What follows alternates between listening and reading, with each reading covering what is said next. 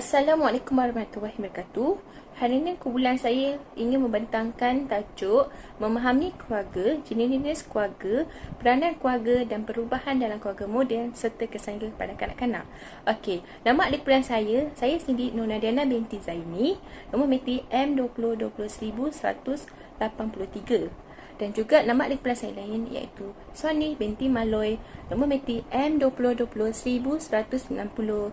Dan akhir sekali, Nur Syahira binti Abdul Rashid, nombor mereti M2020-1346. Okey, seterusnya saya ingin menerangkan pasal abstrak. Abstrak penulisan jeda ini bertujuan untuk menjelaskan tentang masuk keluarga, perubahan yang berlaku dalam keluarga moden serta kesannya terhadap kanak-kanak. Keluarga merupakan sebuah organisasi yang terbentuk daripada pertalian darah, perkahwinan dan juga perangkatan iaitu keluarga angkat. Peranan keluarga adalah sangat penting dalam perkembangan kanak-kanak. Ini kerana keluarga merupakan ejen bersosial yang paling mempengaruhi pertumbuhan mereka. Kanak-kanak memerlukan orang dewasa untuk jangka masa yang panjang, yang menyebabkan semua masyarakat diorganisasikan di sekeliling kumpulan yang kita kenal sebagai keluarga. Tetapi dengan perubahan yang berlaku dalam zaman moden ini, yang berkaitan dengan struktur keluarga, kanak-kanak terpaksa hidup dalam persekitaran yang biasanya tidak selalu menjadi ideal.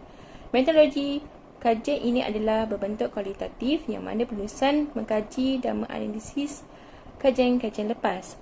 Data daripada kajian-kajian lepas dikumpulkan dan digabungkan dalam penulisan ini untuk menghuraikan tentang jenis-jenis keluarga, peranan keluarga dan perubahan dalam keluarga moden serta kesannya pada kanak-kanak. Dapatan kajian menunjukkan bahawa persekitaran keluarga memainkan peranan yang penting dalam memberikan kesan kepada proses persosialisasian kanak-kanak dan remaja iaitu sikap, nilai dan sistem kepercayaan akan diterapkan ke dalam minda mereka.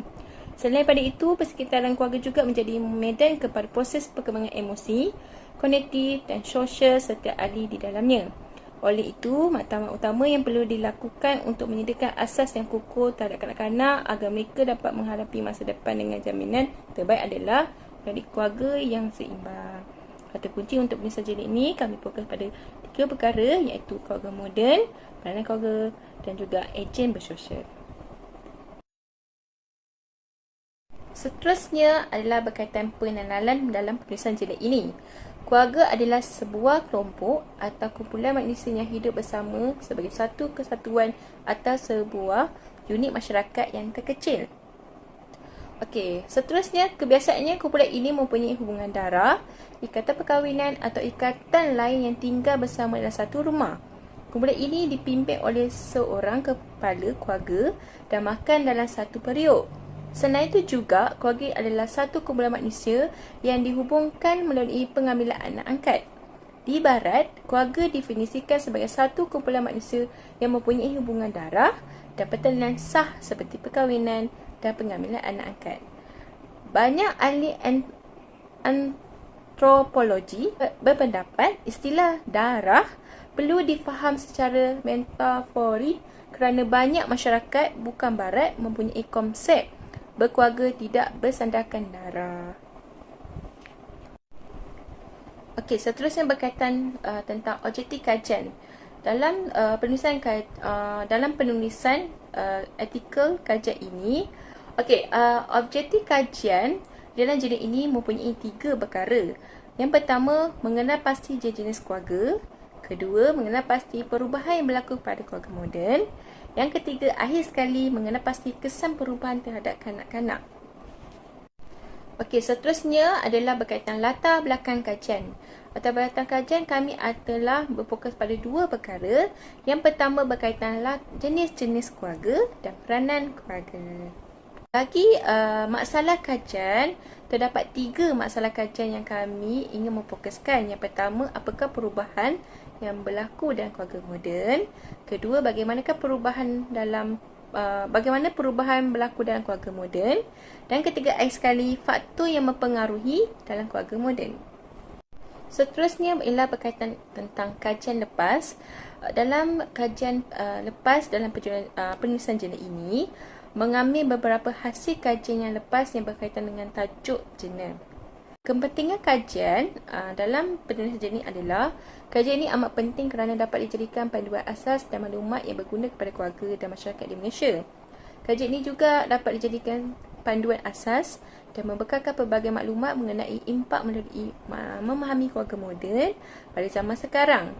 Kesan penggunaan gadget kepada kanak-kanak dan remaja serta keluarga.